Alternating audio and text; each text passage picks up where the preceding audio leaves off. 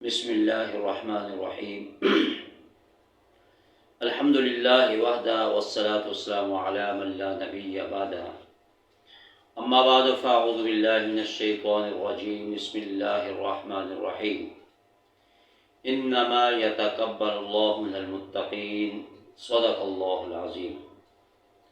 محترم سامعین ناظرین، السلام علیکم ورحمۃ اللہ وبرکاتہ۔ اللہ کے ہاں انسان کی قبولیت کو دیکھا جاتا ہے، قابلیت کو نہیں دیکھا جاتا۔ قابلیت اور قبولیت یہ دو الگ الگ چیزیں ہیں۔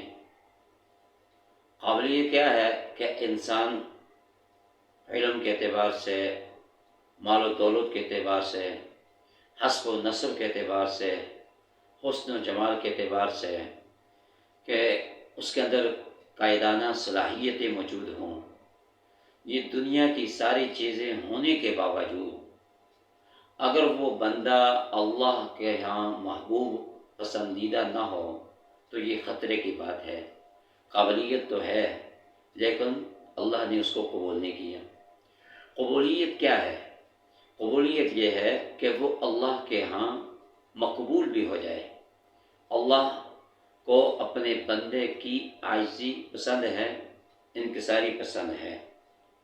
جیسا کہ قابلیت کی بہت ساری مثالیں ہیں کہ سب سے پہلا ابلیس، شیطان مردود، جس نے اس دنیا کے اندر اتنی عبادت کی کہ روئے زمین کے ایک ایک چپے پر عبادت کرتے کرتے فرشتے اس کو اٹھا کر آسمانوں پہ لے گئے، اور آسمانوں پہ اس کا نام عزازیل تھا۔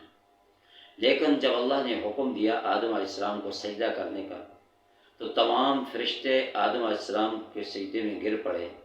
ابلیس نے سجدہ کرنے سے انکار کر دیا اور کہا کہ میں اس سے بہتر ہوں، میں اس کو کیوں سجدہ کروں۔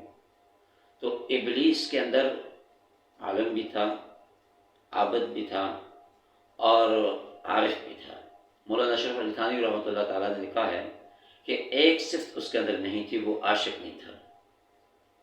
اگر وہ عاشق ہوتا تو اپنے محبوب کا حکم سن کر کبھی اس کی نافرمانی نہ کرتا۔ تو اللہ تعالیٰ نے اس کو ہمیشہ ہمیشہ کے لیے مردود اور راندہ درگاہ کر دیا۔ تو یہ قابلیت تو ہے لیکن قبولیت نہ ہوئی۔ تو قبولیت کیا ہے کہ جو اللہ والے ہوتے ہیں ان کو فکر لگی رہتی ہے۔ ابراہیم علیہ السلام نے بیت اللہ شریف کی تعمیر کی اور دونوں باپ بیٹا اللہ سے دعا بھی مانگے، ربنا تقبل منا انک انت السمیع العلیم، کہ ہمارے رب تو ہماری اس محنت کو، ہماری اس کوشش کو اپنے دربار میں قبول بھی فرما، منظور بھی فرما۔ تو قبولیت یہ اللہ کے ہاں محبوب ہے، اور اللہ رب العالمین اپنے بندے کی قبولیت کو دیکھتے ہیں کہ وہ بندہ کس قدر اللہ کے سامنے جھکا ہوا ہے، عاجزی انکساری کا اظہار کر رہا ہے۔ بر صغیر کے اندر ایک مشہور بزرگ گزرے ہیں، خواجہ غلام حسن رحمۃ اللہ تعالیٰ۔ تو اللہ تعالیٰ نے ان کو یہ مقام اور مرتبہ عطا فرمایا تھا کہ وہ جب کسی کی طرف انگلی اٹھاتے تو وہ فوراً مسلمان ہو جاتے تھے، اور بہت سارے ہندو ہزاروں کی تعداد میں کہ ان کی طرف نگاہ اٹھا کر دیکھے وہ مسلمان ہوتے گئے، اور ہندوؤں نے ان کے خلاف عدالت کے اندر مقدمہ درج کیا کہ یہ زبردستی ہندوؤں کو مسلمان کر رہے ہیں، اور عدالت انگریز کی تھی بر صغیر کے اندر، اور حضرت خواجہ غلام حسن رحمۃ اللہ تعالیٰ جب اس عدالت میں پہنچے اور ہندو تھانے دار نے کہا کہ یہ ہمیں زبردستی مسلمان کرتا ہے، تو حضرت خواجہ غلام حسن رحمۃ اللہ تعالیٰ نے نگاہ اٹھائی اور اس تھانے دار کی طرف انگلی کی، کہا کیا میں نے تجھے مسلمان کیا ہے؟ تو وہ فوراً کلمہ پڑھ کے مسلمان ہو گیا، اور اس طرح وہ جو لائن میں لگے ہوئے تھے 5 ہندو کلمہ پڑھ کے مسلمان ہو گئے۔ جب انگریز جج نے دیکھا اور اس نے کہا کہ یہ اگر کہیں میری طرف اشارہ کر دیں تو میں بھی کلمہ نہ پڑھ لوں، اس نے وہ عدالت ہی برخاست کر دی۔ تو یہ اللہ تعالیٰ نے ان کو یہ قبولیت عطا فرمائی تھی کہ یہ اللہ کی قبولیت کا منظر اللہ تعالیٰ نے دنیا کے اندر دکھا دیا۔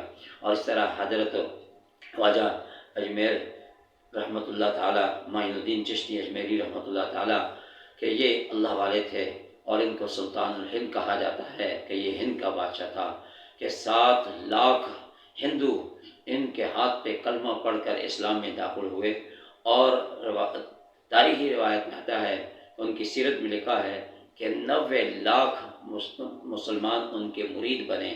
تو یہ اللہ تعالیٰ نے ان کو مقام اور مرتبہ دنیا کے اندر دکھا دیا۔ اور انگریز مورخ جب واپس ہوا بر صغیر سے، اور انگریزوں نے پوچھا کہ ہندوستان کے اندر کیا چیز دیکھ کر آئے ہو، تو اس انگریز مورخ نے لکھا ہے کہ میں نے تو ایک شخص کو دیکھا ہے کہ وہ اپنی قبر کے اندر لیٹا ہوا ہے اور لوگوں کے دلوں پہ وہ حکومت کر رہا ہے۔ تو اللہ تعالیٰ نے ان کو یہ قبولیت بخشی تھی، اور ان کو یہ اعزاز بخشا تھا کہ دنیا کے اندر ہی اللہ تعالیٰ اپنے بندوں کو دکھا دیتے ہیں کہ جو اللہ والے ہوتے ہیں، تو اللہ کے ہاں ناز نہیں چلتا، اللہ کے ہاں انا اور میں نہیں چلتا۔